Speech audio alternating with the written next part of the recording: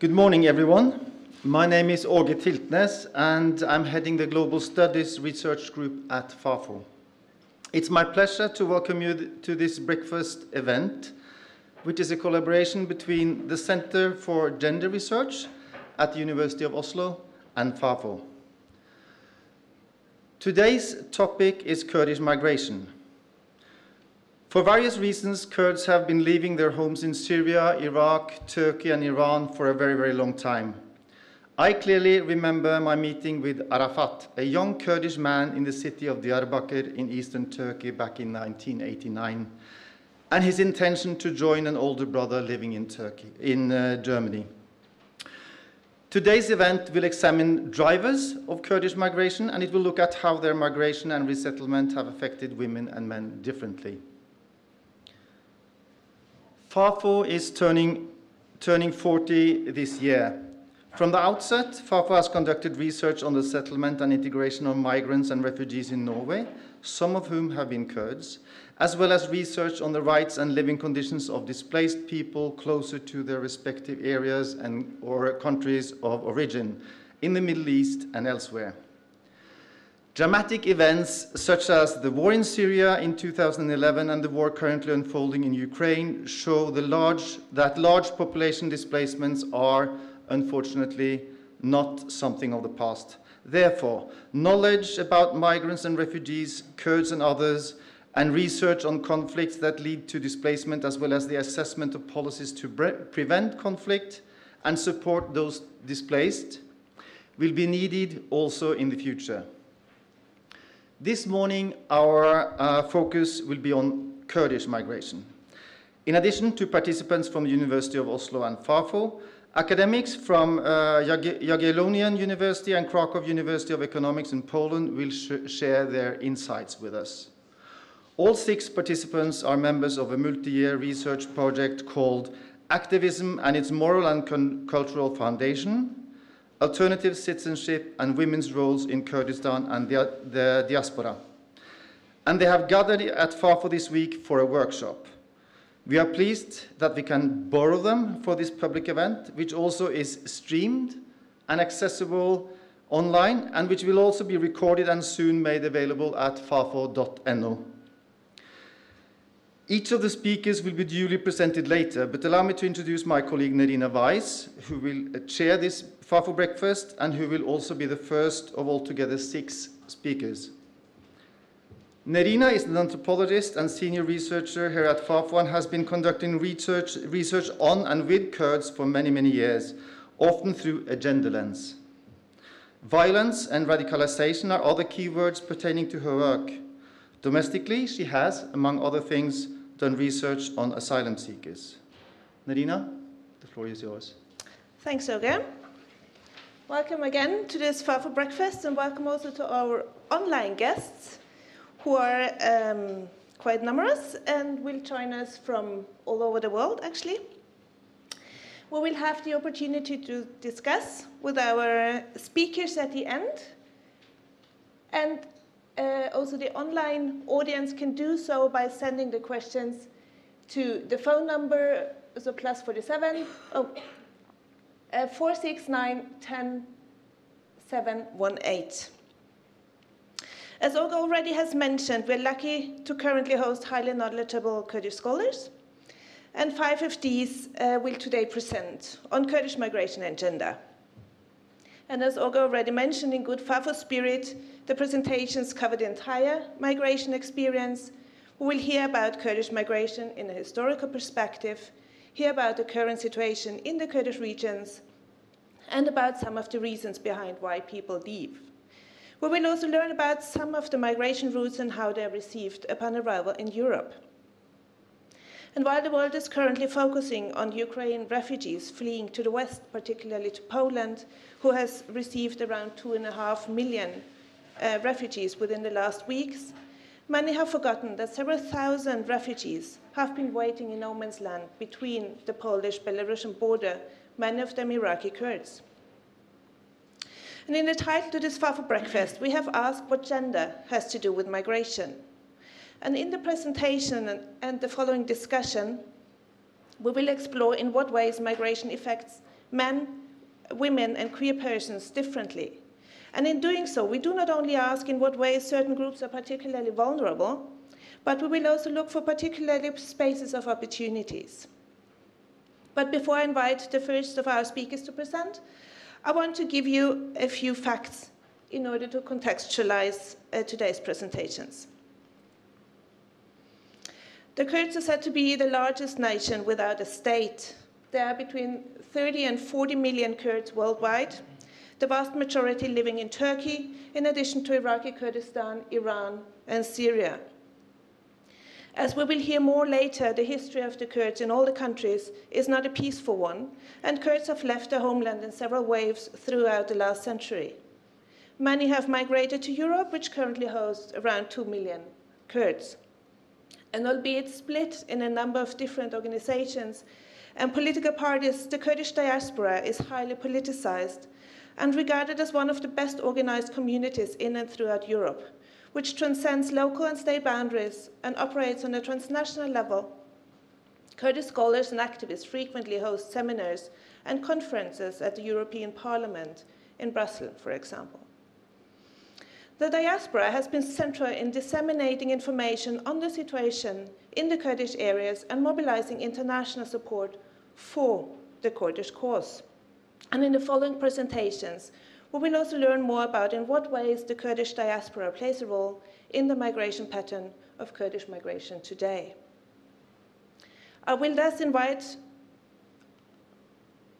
these are the numbers of Kurds in Europe at the moment. I would thus invite our first speaker, Kasiva Saleh.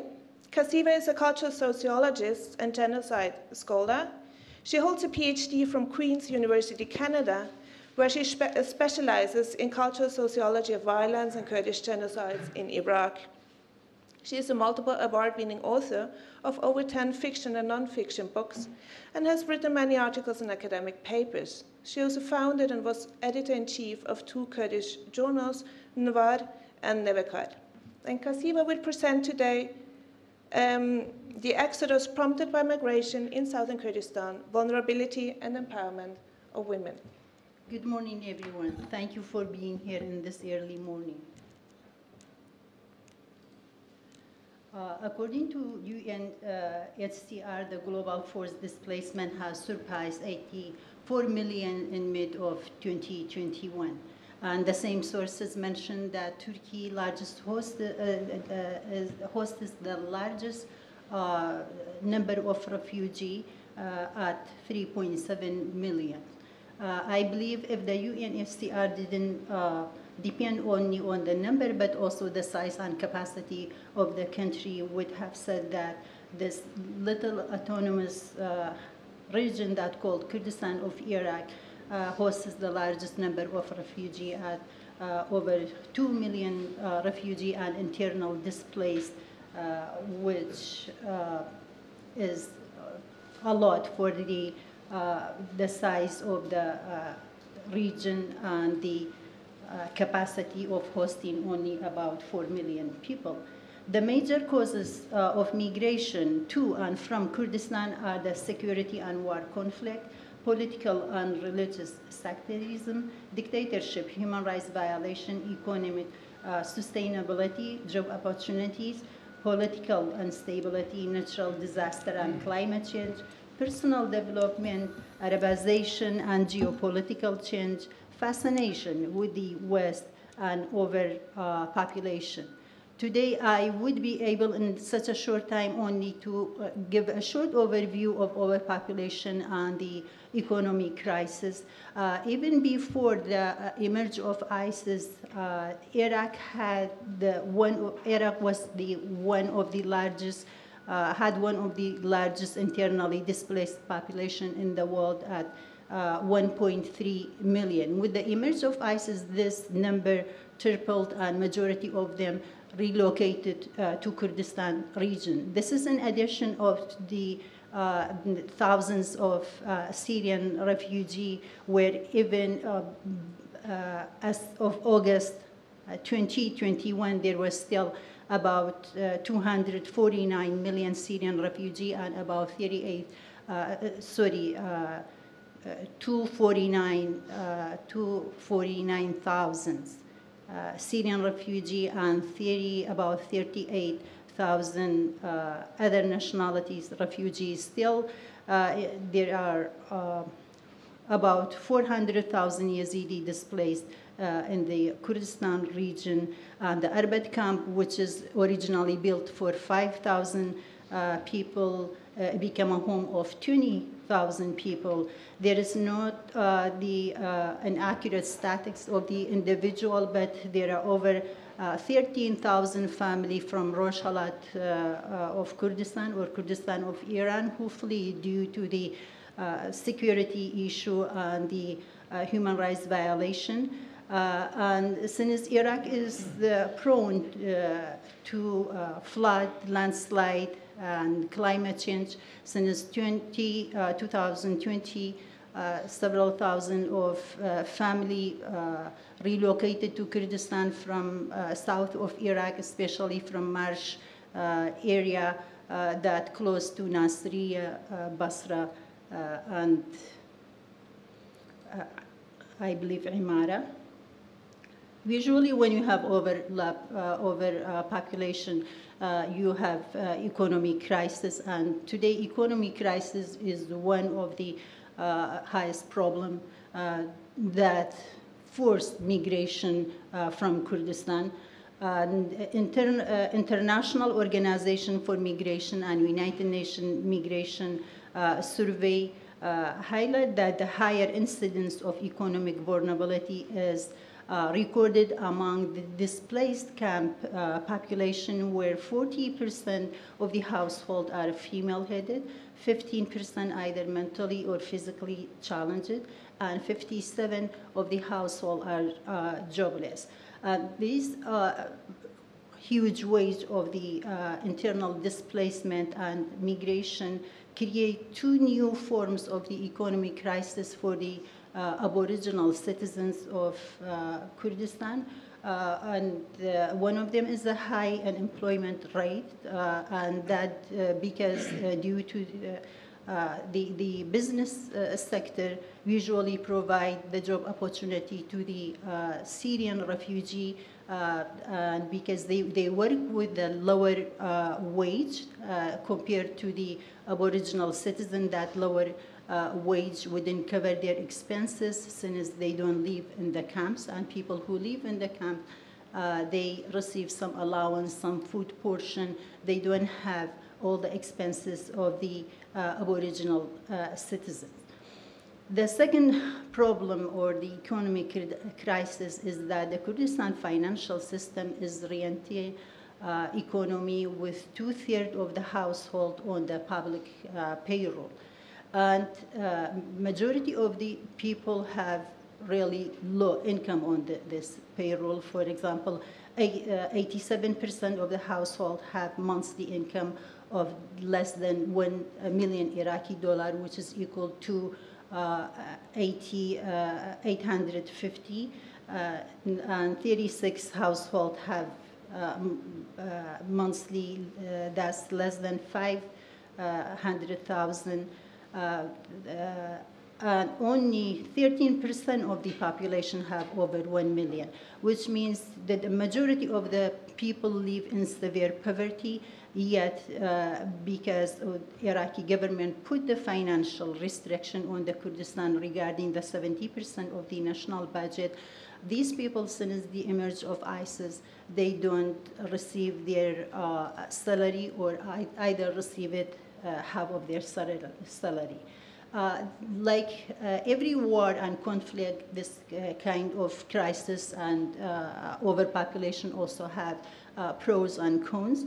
And usually women are more vulnerable than men, despite being sexually abused, and still 3,000 Yazidi are being held in slavery.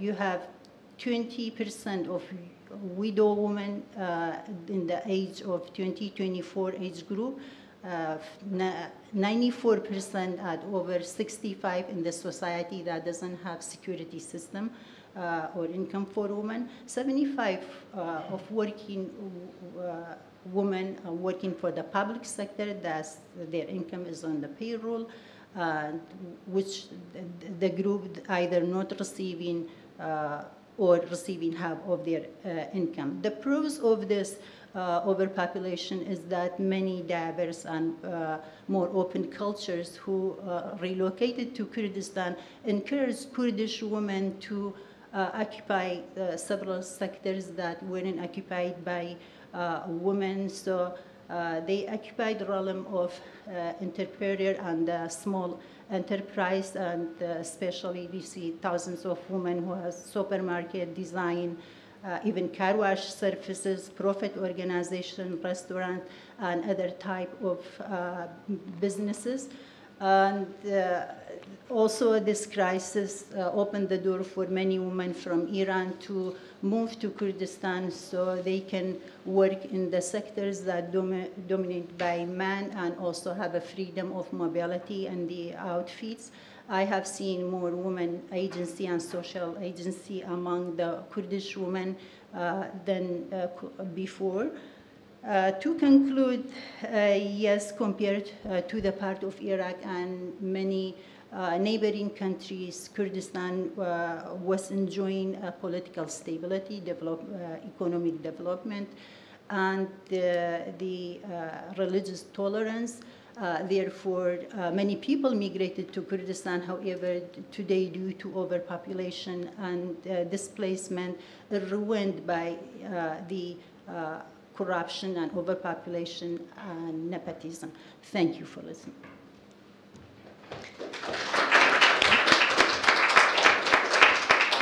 Thank you very much, Kasiva. The next one out is Karol Kaczorowski. Karol works at the Center for Advanced Studies of Population and Religion and the Department of International Relations at Krakow University of Economics.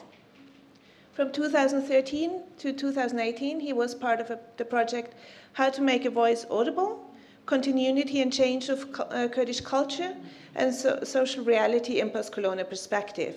And his current work focuses on transnational Kurdish families. And in this presentation, Karol would talk about international migration waves in Turkey and their impact on Kurdish migration.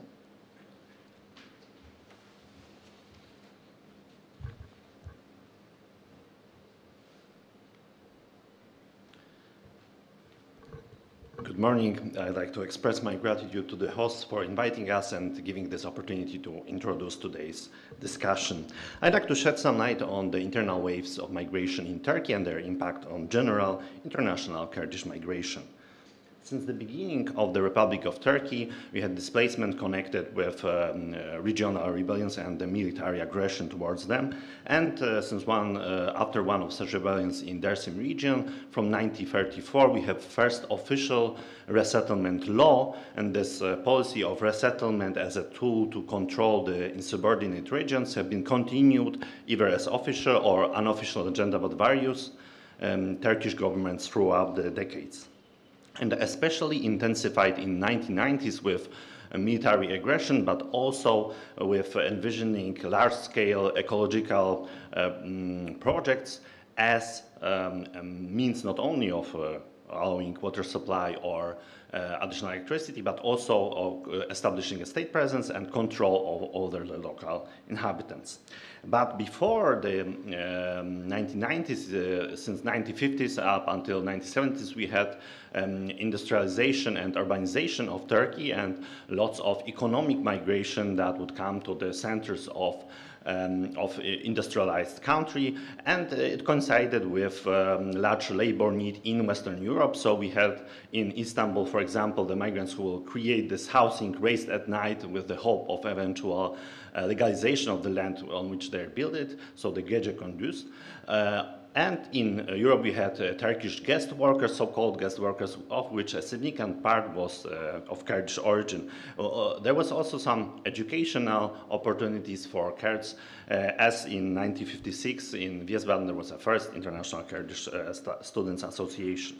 In 1970s, scholars of Kurdish migration point to a shift towards dominance of forced migration, and it happened due to political developments in the countries where Kurdistan is located. So military coups in 1971 and 1998 in Turkey, Islamic Revolution in 1979 in Iran, and the failure of the peace process in the mid-70s between the Kurdish movement and the Iraqi state. In Turkey, especially after the coup of 1980, with the imposition of strict laws and emergence of PKK in 1984 as a group that openly fights Turkish state and army, and with a drastic response of military invasion, aggression, and perpetrations in the Turkish southeast.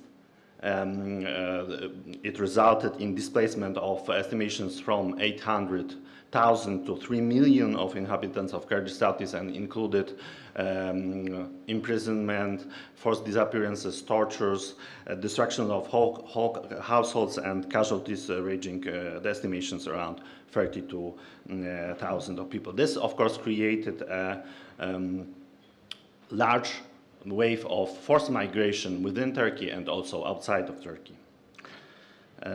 Following the lifting of states of emergency in northern Kurdistan, in Turkish southeast in 2002, a new opportunity have arisen for more self-driven migration connected to educational and economic opportunities, and it also coincided with more open atmosphere, also legal atmosphere for Kurds, which allowed for publishing and broadcasting in Kurdish language. These legal changes have started in 1990s, but the exercise of the law have up until now been often not permitting the public use of the language. However, in this specific period, we have a flourishing of Kurdish civil society in Turkish southeast, some new educational and economic migration, and also some returns from Kurdish diaspora in Europe, including some activists who either visited or relocated back to Turkey or northern Kurdistan. And there can be an example of such situation with Vate Publishing House, which was a publishing house who published the first Zazaki novel, so first novel in Zaza language, and which was created in Stockholm in 1995 and relocated in the 21st century to Istanbul, and then created branches also in northern Kurdistan. This more voluntary migration, from which this map comes from, usually happened in multi-step way, and the earlier forced migration also was usually happening in the multi-step way. So the people usually migrated, for example, from the countryside of Diyarbakir to the province center or a larger city, and then to western Turkey, or usually Istanbul, or from Istanbul or other parts internationally to, for example, to Europe. Unfortunately, with the renewal of military invasions after the summer of 2015 and announcement of so-called Turkish war on terror, there were new state of emergencies, the destruction of whole districts, just like Diyarbakir Sur, which prompted international public opinion to use the concept of urbicide to describe the situation. This situation even intensified after the coup d'etat attempt in the summer of 2016 and the aftermath pressuring any insubordinancy in Turkey. The estimates from end of 2016 point to at least 355,000 people internally displaced.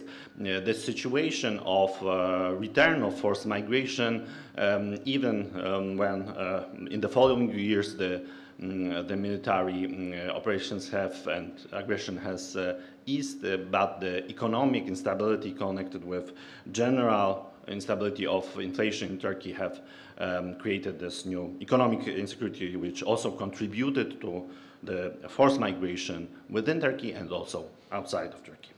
After describing this general information on internal waves in Turkey, I'd just like to mention specific intersectional impact of internal migration and external migration on Kurdish women who did not only experience the burdens of migration, but also various social obligations, peer pressure, minority persecution on various axes of hierarchies and power. One of my respondents referred to herself as 3 times discriminated, 3K, Kurd, Kadın, and Kızılbaş. So she was Kurdish woman and Alevi, and having to escape to Germany and then coming back with family to Turkey and eventually settling in Istanbul. She mentions in this way that she had to migrate various times due to the discrimination on these 3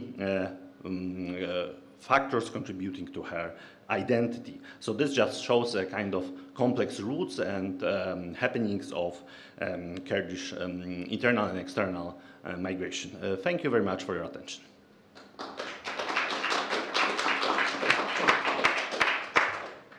Thank you very much, Karol. Our next speaker is Wendelmoed Hammeling. Wendy is a researcher at the Center for Gender Research at Oslo University, where she works on the previous mentioned project on alternative citizenship, and where she also is involved in teaching. She has an MA and a PhD in cultural anthropology and development sociology from Leiden University, the Netherlands. And after her PhD, she received a grant from the Max Weber Foundation for research on cultural memories of Armenian originating from Eastern Turkey, followed by a Marie Curie fellowship with which she carried out the project Images in Exile. And Wendy will present on motivations of Kurdish women to leave Syria during the war. The floor is yours. Good morning, everyone. Thank you for being here. I am going to present the results of research I did between 2017 and 2019 in Sweden and Norway, which was partly about the motivation of Kurdish women to leave Syria during the war.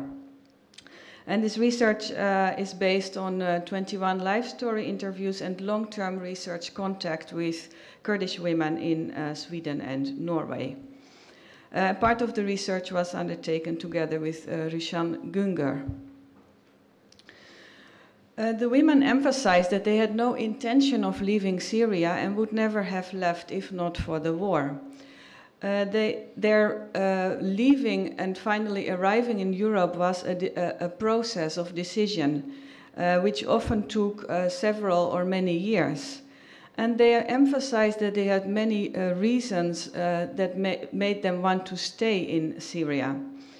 And they mentioned as reasons the loss of close-knit family life if they would leave, which was very important to them, the loss of material investments, the houses they had built, shops or businesses they had set up, the loss also of immaterial investments like education and social and cultural capital, which they were very aware of that they would kind of need to start from scratch if they would move to Europe. And they also mentioned the loss of life goals and status, such as political activism and an important function in their communities, which they felt they had worked so long for and would lose if they left the area. And because of their wish to stay, most interviewees traveled back and forth between Syrian cities and the countryside, and between Turkey, Lebanon, and Syria, often for several years before they finally left for Europe, because they thought that they would continue to live in Syria. So an example of such a refugee journey that was undertaken by a Kurdish family with 3 young children before they left to Europe is this map, in which they first lived in Damascus before the war, then left to Lebanon, stayed there several years, then they returned to their home area in the north of Syria, in Kurdistan of Syria, and when they realized that they couldn't stay there, they left to Kurdistan of Iraq. Finally, when then at a certain point the border was open, they left with a large flow of refugees to Turkey and from there to Europe. So this is an example where you can see how long this family took to arrive in Europe, because they were actually intending to stay in Syria and hope that the war would be over soon. Something else that was striking during the interviews was that many women talked in moral terms about their decision to leave, and this was specific for women. They felt that they had to find, or staying or leaving needed to be acceptable for the family and the community. And if they left, then the traveling itself had to be done under accompaniment of a relative, something that would not count for men. And also the country of arrival was important. That should preferably be a country where already other relatives or community members had settled. Finally, many women mentioned the lawless character of the war as a main reason to leave. Life had become very unsafe and unpredictable. Political activists who were already under pressure before the war were now under much more threat, because the government used the war situation and instability to imprison, torture or kill activists that were active before the war. The war also enabled powerful individuals to misuse their power, because there were no consequences for their behavior. And several women talk about such situations as the main reason to leave. For example, a woman threatened by her boss if she would not start a relationship with him. Then also the fear for militias that from different sides that recruited people and that could recruit family members, both women and men, was an important reason for many to leave. After the war started, there was also a much higher threat of sexual violence, and not only real sexual violence, but also rumors of sexual violence. So if a woman would be imprisoned even for one day, people would automatically assume that this woman was raped, which caused a very big stigma in the community. And several women mentioned this as a main reason to leave before such a thing could happen. Enabled by the war, people also could do things that usually would be unacceptable by the community. For example, divorce. Men would sometimes leave women alone in the war situation, but this also sometimes created opportunities.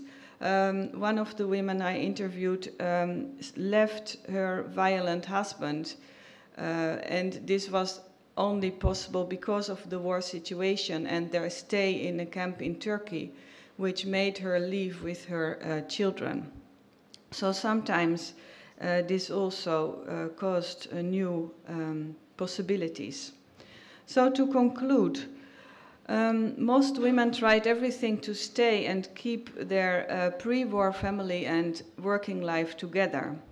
And because of these aspirations to stay, there was a pattern of circular migration before leaving for good. And women framed leaving in moral terms that had to be acceptable to the family and the community. And finally, the lawless space of war led to increased danger and was an important reason to leave, but sometimes also created opportunities. Thank you very much.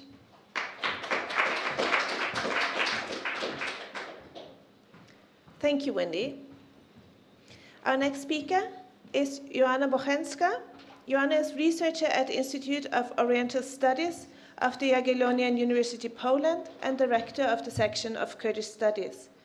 From 2013 to 2018, she headed the project How to Make a Voice Audible, Continuity and Change of Kurdish Culture and Social Reality in Post-Colonial Perspectives.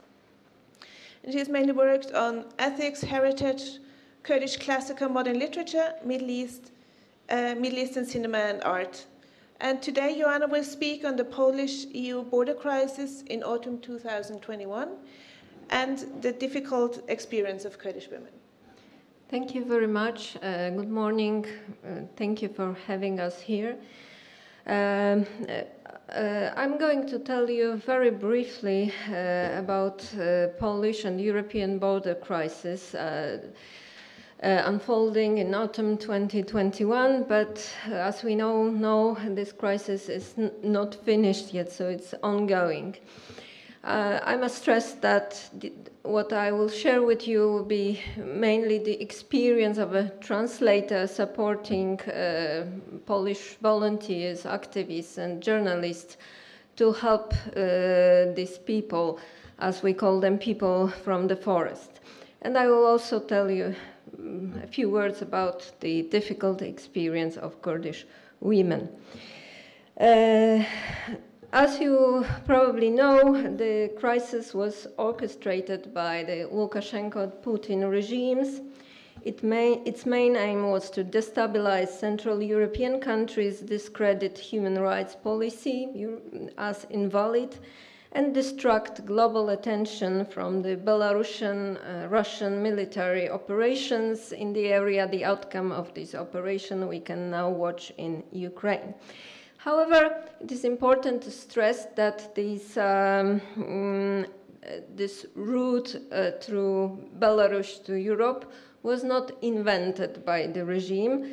It was already there. Probably the first, the smugglers were active in the area in autumn 2020 already.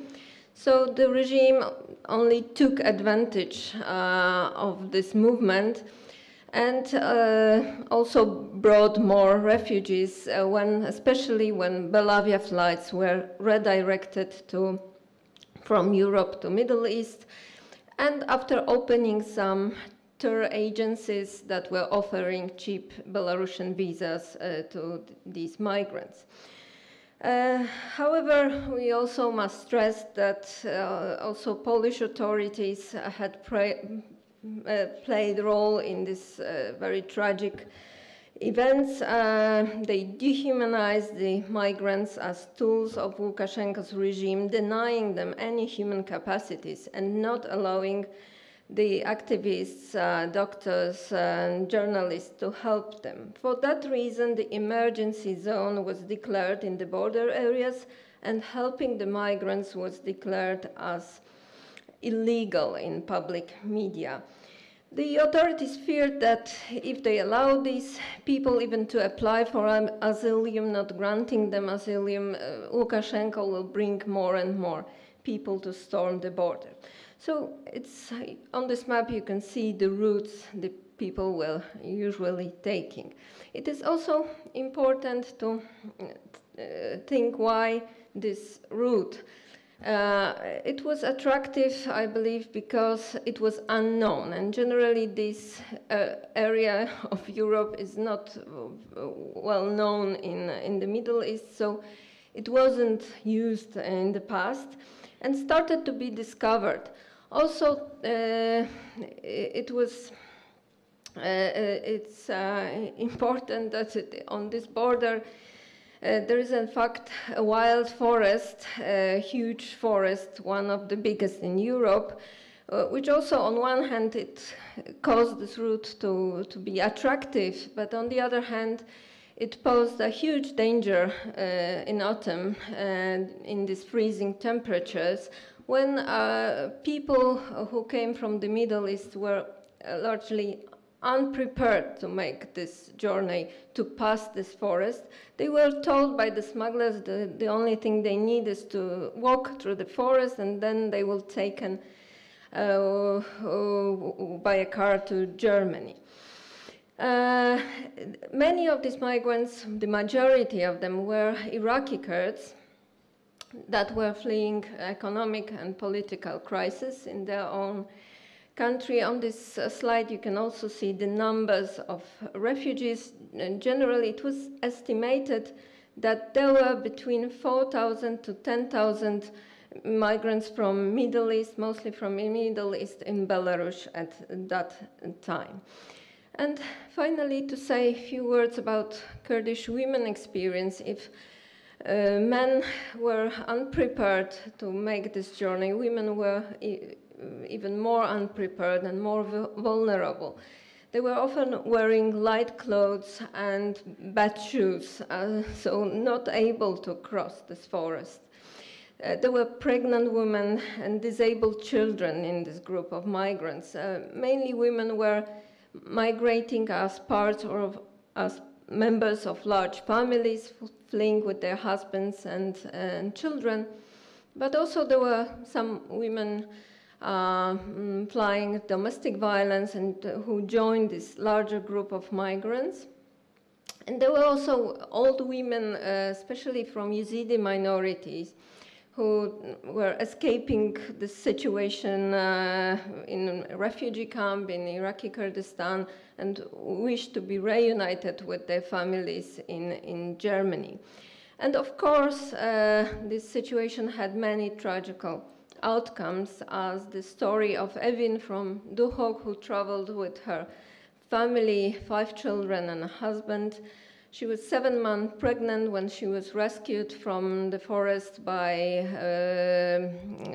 activists, but she passed away in one of Polish hospitals, and her family is trying to start a new life in one of Polish cities. But on the other hand, to look at the opportunities, now it is her oldest daughter, who is the only person in this family who speaks some English and can communicate with the outside world and help her family.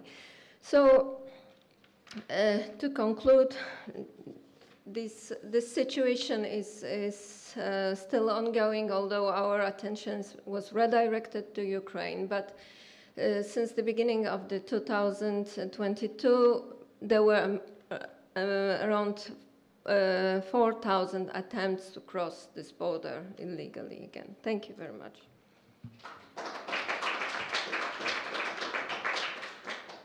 Thank you, Joanna. Thank you, Joanna. Last but not least, our 5th speaker today is Andrew Bush. Andrew is an anthropologist who studied law, gender, and literature as they relate to Islamic traditions in Iraqi Kurdistan. Before joining this project on alternative citizenship, he was a visiting fellow at Harvard Law School. He's, among other things, the author of the book Between Muslims, Religious Difference in Iraqi Kurdistan. And today, Andrew will present also from the border, and his presentation is called Students, Refugees, and the Struggle to Study in Kurdistan and Europe. Thank you very much, Narina. Thank you to my colleagues for those fantastically efficient presentations. And thank you to you all who are present here physically and online. What I have to say today is I want to share something different, just a set of reflections based on my own experience working as a translator with primarily European and Kurdish activists and mostly Kurdish migrants during the fall of 2021. My primary role was as a translator between Sorani Kurdish and English, and I worked exclusively over the phone. I almost never saw the faces of those I worked with, and as far as I know, they never saw mine either. But alongside this anonymity was the trust of a life story that I translated for them in details that were alternately beautiful and horrible. I call these life stories because in English it sounds simple enough, but very few of the Kurdish speakers I spoke with would call it a life story. In fact, many of the people I spoke to would very explicitly ask, somewhere in their stories describing why they had left Kurdistan, "I'm a Kajana. What kind of life is that?" Or else at the end of their story, they would describe their journey of migration by saying that they came to Europe to build a life, or more simply, in order to live. So when I describe life stories in English, please hear the word life as an aspiration, as something hoped for, and not as something that is given. Yet much of my work as a translator was to disaggregate that aspiration for life, to filter out the parts that we need now from the parts that we, as activists in the forest on the border, cannot take now. Sometimes I had to stop someone from telling their whole story because there was only enough time in the forest to know if they have enough food, dry clothes, water, or a phone to keep going. And when it came time for migrants to tell their stories, often as part of the inaugural legal claim for asylum, I quickly learned that my work as a translator should not be described as moving a story safely across the borders of language. I learned that my task meant teaching migrants which parts of their stories would matter, but also, therefore, implicitly, which parts of their story could be left behind. Over and over again, while doing simultaneous translation, I watched migrants learn which parts of their story would help them to find a life in Europe. I was not just translating their story into English, but I was also translating the categories of the United Nations Convention on Refugees to Kurdish migrants when I said, yes, we know things are bad there, and we know what the militants have done, and we know what political groups are doing, but what have they done to you? What specific threats have been made to you? Do you have evidence of those threats? Is the evidence safe with you or accessible to you from somewhere else? I heard dozens of devastating stories in response to these questions that include both the causes of migration that Kaziwa described and the experiences at the border that Joanna described. So one of the things that I filtered out in this translation was their desire to work, because the legal regime is uninterested to know whether or not they plan to work day and night when they arrive in Europe or whether they plan to relax into social support. It's irrelevant at this stage. But another thing that I had to filter out was their desire to study. And this is what I want to focus on for the remainder of my comments. While I did encounter several migrants who were not literate in their native language, the majority had attended school. And the desire to study appeared in a number of ways. The first and perhaps most common was as a lost desire, as when their life story included the phrase, "Kwenderum falta," my studies were lost. The most common causes of that loss included political instabilities, economic insecurity in the household, and pregnancy and child-rearing. On at least one occasion, a migrant described a vast and growing inequity in higher education in Iraqi Kurdistan, which requires either nepotistic political connections for admission to public university or else private wealth to pay for private education. He put a university education on a list of other things, including a decent job, a predictable income, and a home, which were, as he put it, for them, not for us, referring to the political elite. To summarize then, the complaint about education that I heard from Kurdish migrants is not that it doesn't exist, but that it doesn't exist as it ought to. That for one reason or another, it is lost, that it is only for a few, and it is not for us. Some of the unaccompanied young men I worked with included the desire to study in their list of aspirations for a life in Europe. I did not speak to any unaccompanied women at all during my fieldwork, which I think has a lot to do with the decisions activists made in choosing their translators. But when I did hear women speaking about the future of study, their desire was often attached to their children's futures. Women who spoke on behalf of others bore testimony not only to the political and social structures that had excluded them from study in Kurdistan, but also to the fact that students have not, cannot, and do not thrive without the support of both intimate kin, often enough a mother, though not always, and a political structure that opens study for everyone. Implicit here is the idea that study is not merely a step on the ladder of a class hierarchy, but, in fact, a fundamental right. The complaint that education is being transformed into a tool of class hierarchy was at the heart of the protests that erupted in Iraqi Kurdistan in the middle of November. These protests were most acute in the city of Soleimani, but reached a dozen other locales across the region. Thousands of students poured onto the streets, and police directed violence toward both students and journalists documenting the protests. Opposition parties sought to co-opt the movement, but students actively rejected that, as their goal was precisely to insist that higher education must stand beyond the nepotism and partisanship of the political system. The hot-button issue on these protests was the continued, indefinite suspension of a very small monthly allowance that students at public universities had enjoyed for years, but which had been suspended over and over again, citing budgetary shortfalls for the Kurdistan regional government following the acceleration of the fight with ISIS in 2014. The allowance itself was no more than 25 euros per month, but that sum was so modest it was in fact unnecessary for many students, while for others it was essential for their daily subsistence and transportation. For those others, it made the difference between being able to study or losing their studies. My reading of these protests is that, in addition to mobilizing a diverging set of political sensibilities toward collective action whose futures we don't yet know, the protests centered on the claim that higher education, should not be either a reflection of a class hierarchy, nor merely a tool of class mobility, but rather a fundamental right for everyone.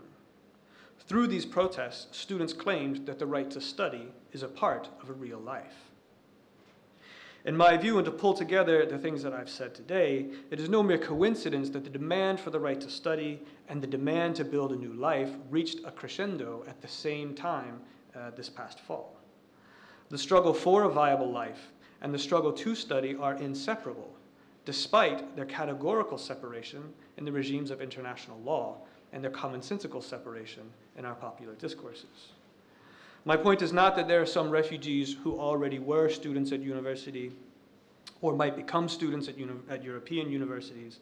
My point is that all refugees are students, had been, should have been, could be, could have been, and also advocates of students in the case of those mothers and fathers who bring their children to study, who insist that despite having been excluded from study in their own past, they can share in their children's education.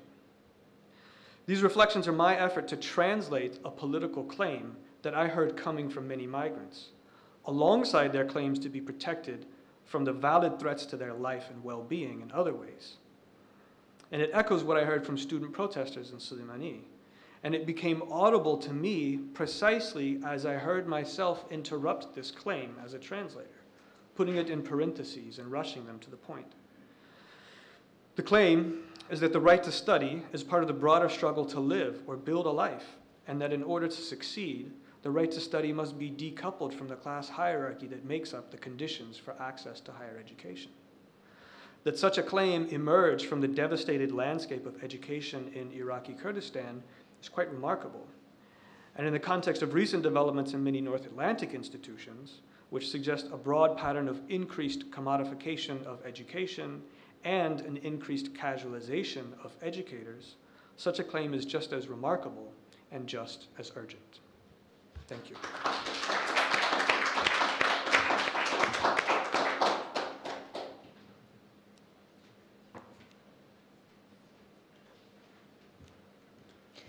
Thank you, Andrew. This is the slide I want up now. Thank you for highly interesting presentations, all of you. I would now ask the 5 speakers to come up for a round of discussion. We have around a bit more than 20 minutes for some discussion, and you in the audience and you at home or wherever you are invited to join the discussion, and you can do so by sending your questions to the phone number on the screen here. So I would like to start the discussion. We have heard, it's hard to say where I should begin, but maybe I take up Andrew's talk. Andrew talked about the aspirations and kind of desire for the future, and Wendy, you talked about the spaces of opportunity that also the violence and the devastation of a war could do. And I would actually encourage all of you to talk about kind of the aspiration and the opening up of some positive space in all this often not very positive migration experience. And we know, we see the pictures, we know about the vulnerability, we know about the violence, we know about kind of treatment migrants receive in the host countries, on the routes. We hear a lot about the negative aspects and the suffering and the vulnerability. But where are there the spaces of opportunity in the here and now, or are they more kind of in the future thinking and in their hopes and desires? Should I start? People are looking. And please just make sure that you have the microphone close to hand. Sure.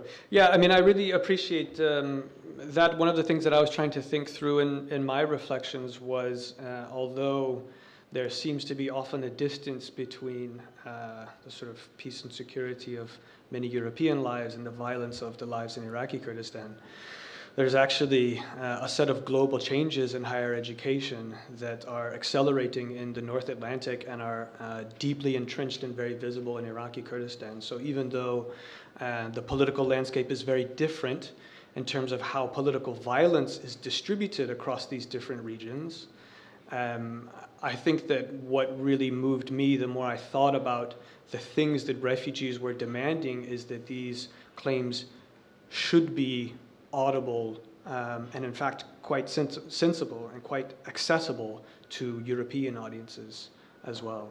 So to me, that sense of a shared political landscape and a shared confrontation with a set of challenges to higher education is something that the crisis makes tangible in a way that was not tangible to me, at least as an observer before that. Yeah, maybe I can follow up on that. So as I mentioned in my presentation, most women had not imagined themselves in Europe and actually wanted to stay in Syria, but their lives that they had in Syria and they didn't want to lose also shows their aspirations and their motivations to to be independent, working often. Many of them had studied in Syria. And after they arrived in Scandinavia, they were very actually motivated to make a life, even though they were in very unfortunate circumstances. So they had to often start again learning language. This took long. They had to do education again if part of the education was not recognized. But some of them were very quick in building up a new life in Norway and Sweden, found jobs, and had, if not themselves, had hope for their children. In spite of the fact that they had not expected to leave, they were very motivated to make a new life here, and many of them were quite successful in that. If I may to add to this determination, yesterday evening I was translating for a Polish journalist who now helps a family of 5. They have a son, a 20-year-old son who is lame, disabled to walk, and they dragged him several times through this forest because they were pushed several times back to Belarus, and they made it finally to Poland.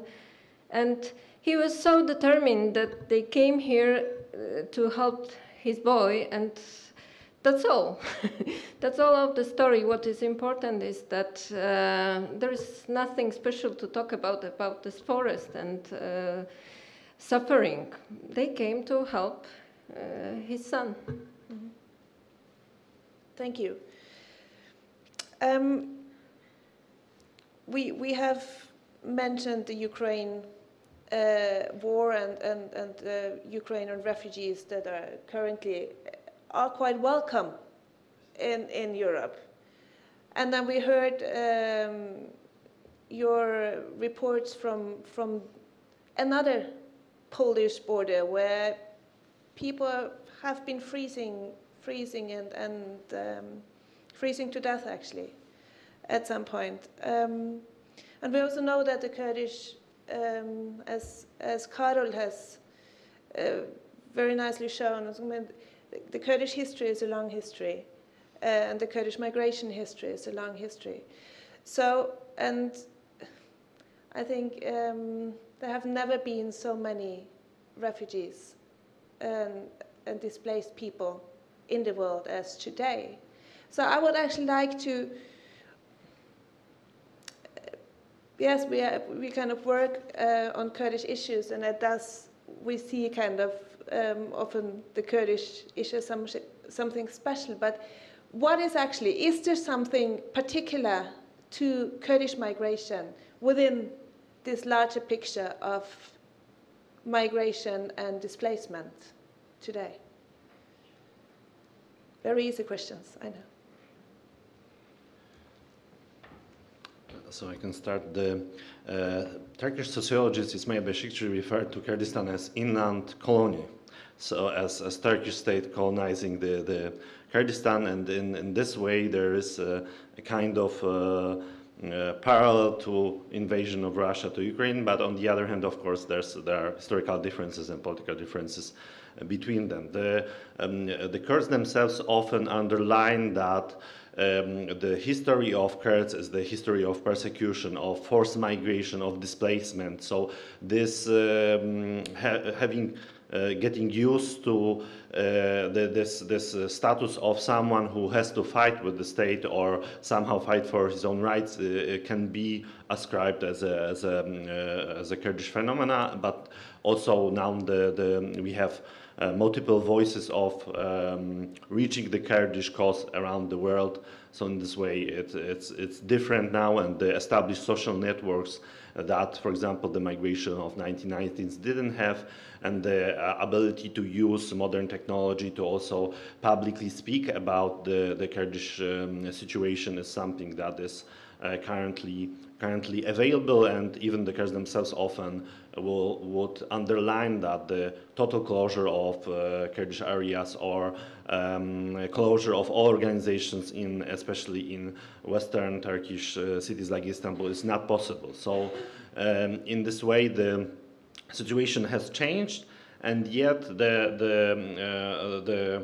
experience of being persecuted by state and having to flee is sometimes similar, and was similar as now the Russian invasion of Ukrainians that they did have. So in this way, there could be a parallel to the 1990s and the contemporary situation as well.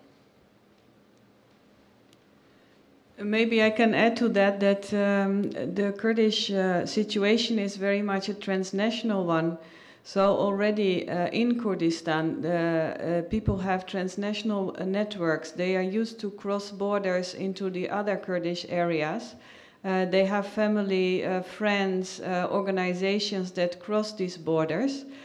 And this makes their whole situation already before they leave the area very international and transnational. And also they have very large networks, both within Kurdistan and in Europe, with which they, often outside of state structures, build their own communities transnationally. If I could add just one quick caveat. If there is sort of some things common about a Kurdish experience of migration, there's also a non-identity between the migration of Kurds and migration from Kurdistan. So there are many people leaving Kurdistan who do not identify as Kurdish. There are decades of out-migration of Syrian Iraqis, for example.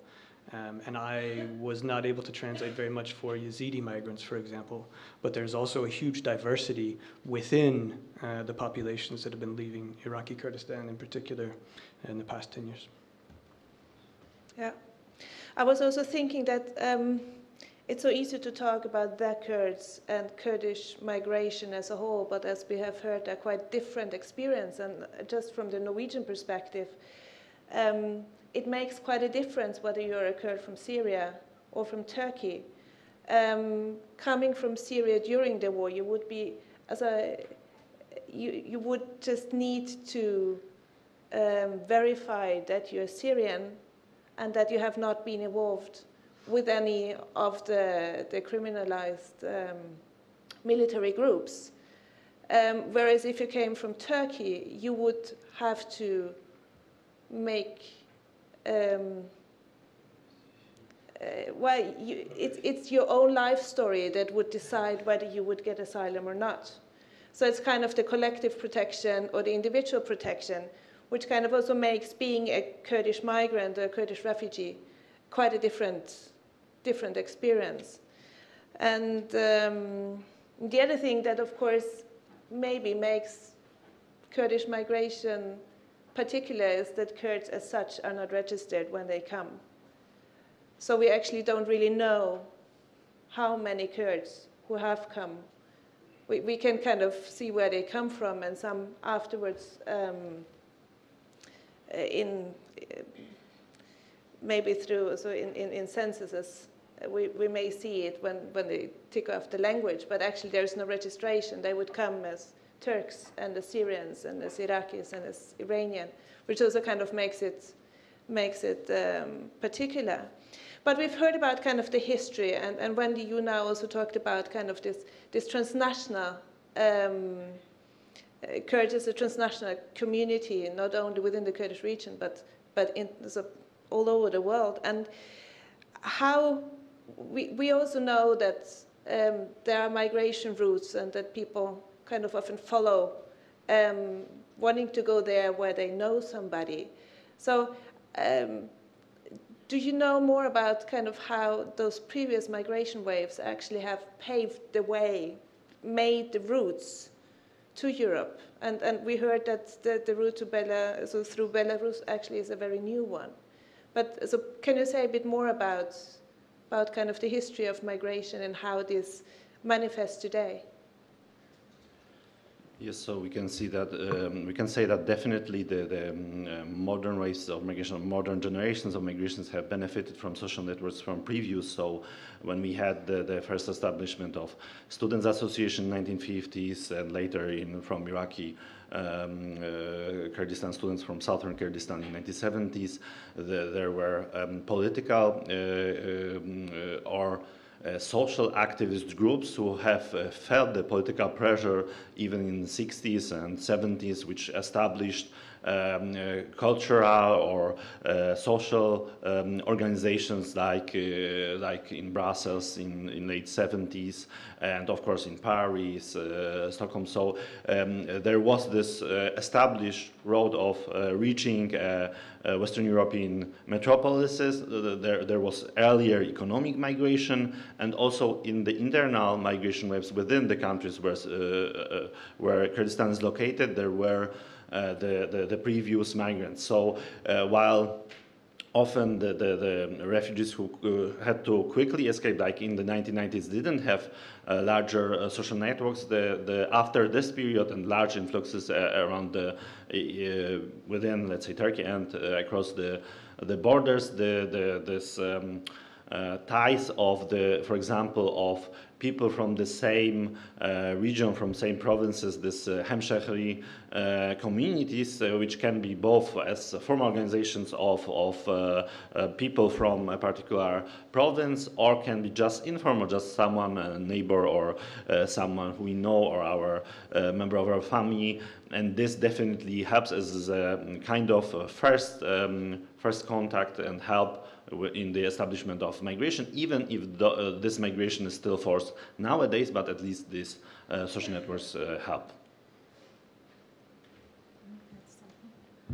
As a person who is aware of the migration to Canada, not the European countries, the early day majority of the Kurdish migration to Canada used to come through the UNHCR. They didn't have other choices to come to Canada.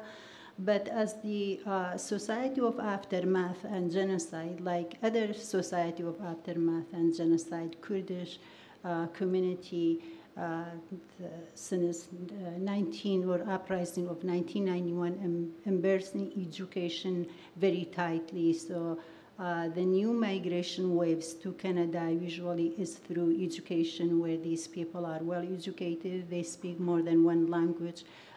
Education is the easiest way to come to migrate to North America.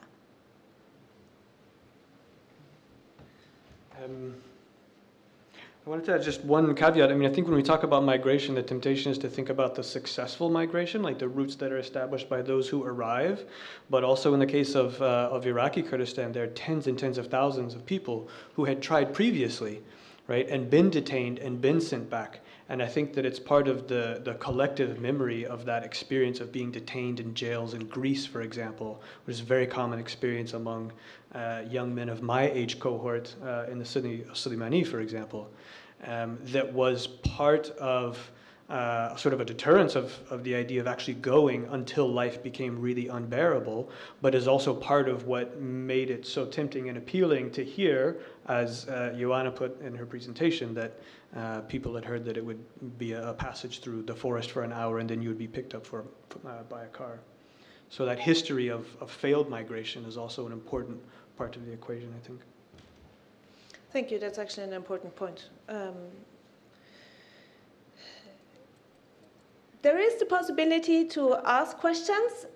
Here's the phone number for you in space. It's +47 469 10 718. And in the meantime, I just have more questions. So the title of our presentation had a question in it, and it is, what has gender to do with it? And we kind of, and I just would like to kind of collectively put together what each of your presentations already picked up, and kind of, rather than stating that the migration experience or migration is experienced differently for the different genders, the kind of having the how is the migration experience different, and how does it affect women and men and queer, the queer community different, both in the pros and cons as we have had it. Go for it. Yes, it is a very important topic. We have tried to focus both on the vulnerabilities and on the empowerment that can be experienced through migration. And it's very important also to mention the LGBTQ community who experience a lot of difficulty on the route. And although both men and women experience sexual violence, this is more experienced by women and LGBTQ persons who often feel forced to involve in sex work during the route. So these are specific situations that make it more difficult for women and LGBTQ refugees to make the route specifically. Well, I have tried to give an overview of how women talked about their migration, and what is important in that is that the women were very clear about the fact that they had not just left, that this leaving is a whole process of a decision that was made over the years. So yeah, that is what I can say. I don't know if someone wants to add. Yeah, I have talked about the pros and cons as well of migration regarding the woman vulnerability. And as I have mentioned that due to migration from Iran and from Syria, many women from other parts of Kurdistan could become a businesswoman, could have a good job in Kurdistan. However, the same issue, both encouraged and discouraged women in Kurdistan. On the one way, many of them have occupied the business sector. On the other hand, the same open culture that introduced the nightlife, nightclubs, and many other kind of Western-style nightlife has somehow affected the life of the Aboriginal citizen in Bashur and encouraged the domestic violence as well, where hundreds of women in the last few years became victims of honor killing. Only in February and March, about 15 women were killed under title of honor killing. During my interview with people, two things struck me. One of them, that some women would like to escape the country, to escape the domestic violence, and some of them was very hopeful. They wanted to escape the country to obtain the health improvement. Few of them, they talked about the knee replacement. They wanted to migrate to the Western country where they can have a stable health care and much more advanced health system. Women have many issues beside the health and the violence. Also, I have talked about the salary. When 55% of the women are on the payrolls that they're supposed to receive their salary from government as any other countries who live on the oil revenue, but these women have not been receiving their income since the emergence of ISIS, and although ISIS war has ended officially since 2017, still they live without incomes, which the major issue forced people to migrate from Kurdistan.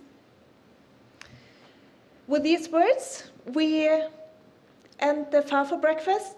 Thank you again for presenting all your knowledge.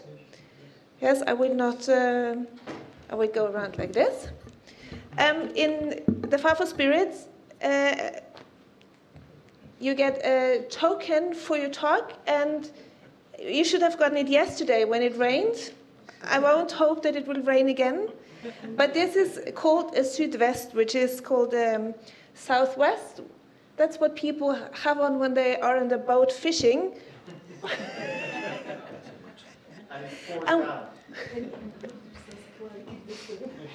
Thank you very much. Thank you for coming.